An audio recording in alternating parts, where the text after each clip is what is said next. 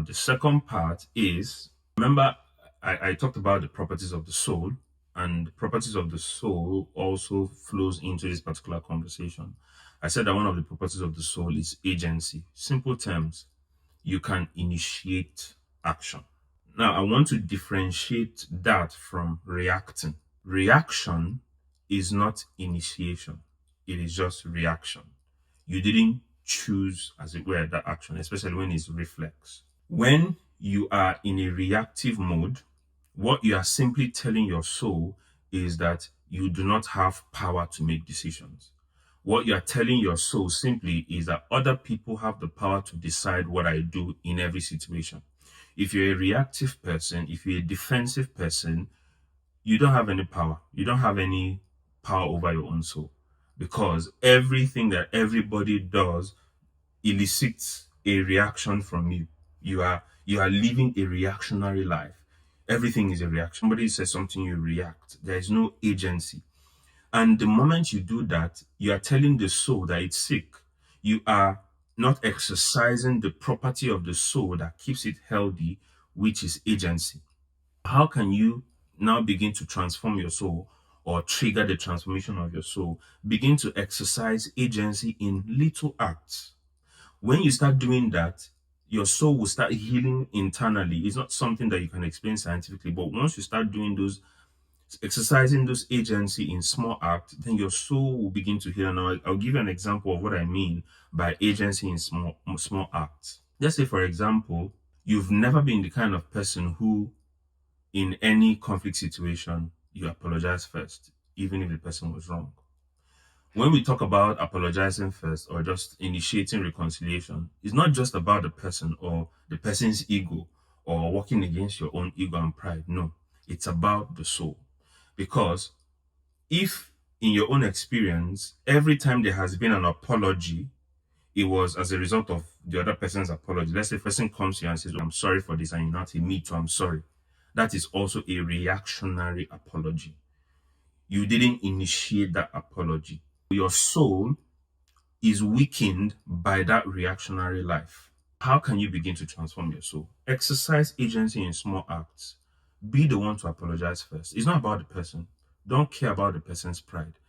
Once you begin to do that, you will notice that your soul begins to come alive, because your soul is now telling you, yes, this is how I want to behave.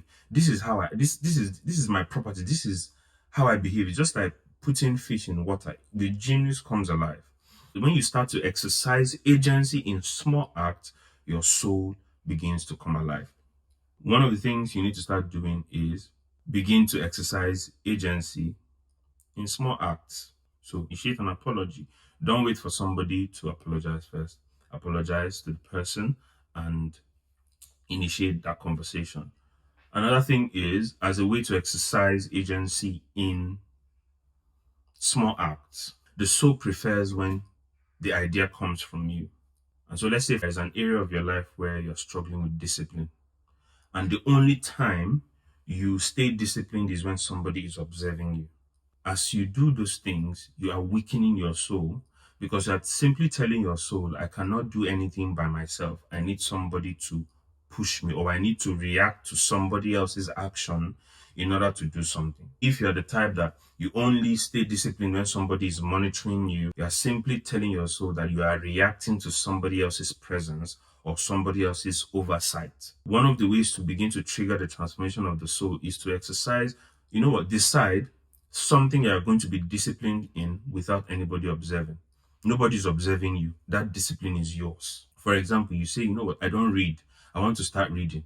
I know it's easy to get somebody to keep you accountable. That's good. It helps you. But you are taking away the power of the soul because of the property of agency of the soul. You are not letting the soul exercise that agency.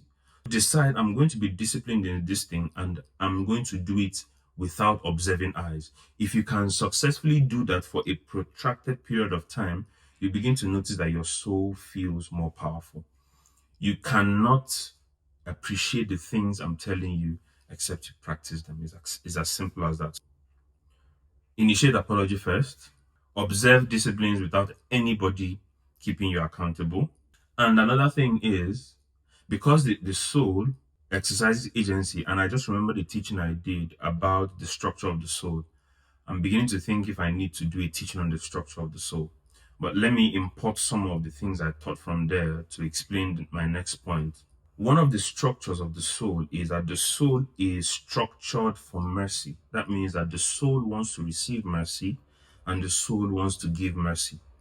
When the soul has not experienced mercy, it disintegrates. It begins to disintegrate. It becomes sick. When the soul does not show mercy, the soul also becomes sick, and that is why you notice that people who are really unmerciful, there's a lot of viciousness around their life. They are very vicious people, and viciousness is a sign of sickness in the soul, that your soul is not feeling whole, right? Because of the structure of the soul, the structure of mercy, the soul wants to show mercy and the soul wants to receive mercy. How can you apply it to exercising small agency in small acts? Decide to show somebody kindness that won't pay you back. The soul can differentiate between a transaction and sacrifice. The soul can distinguish it, right? When you give somebody something, expecting something in return, it doesn't empower your soul in terms of transformation. It doesn't. Yes, it can favor you, it can favor your life materially, but it doesn't really empower the soul. One of the things that empowers the soul or makes the soul feel alive or triggers transformation in the soul is showing kindness that won't be returned to you. Think about it as this.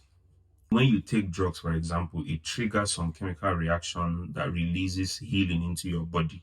In the same way, when you show kindness without expecting anything in return, it triggers healing in your soul. There's a chemical reaction. It's not chemical, but there's a reaction in your soul that triggers uh, the healing wave in your soul, and it begins to heal. So when you show, one of the ways to begin to heal the soul is to begin to now show kindness.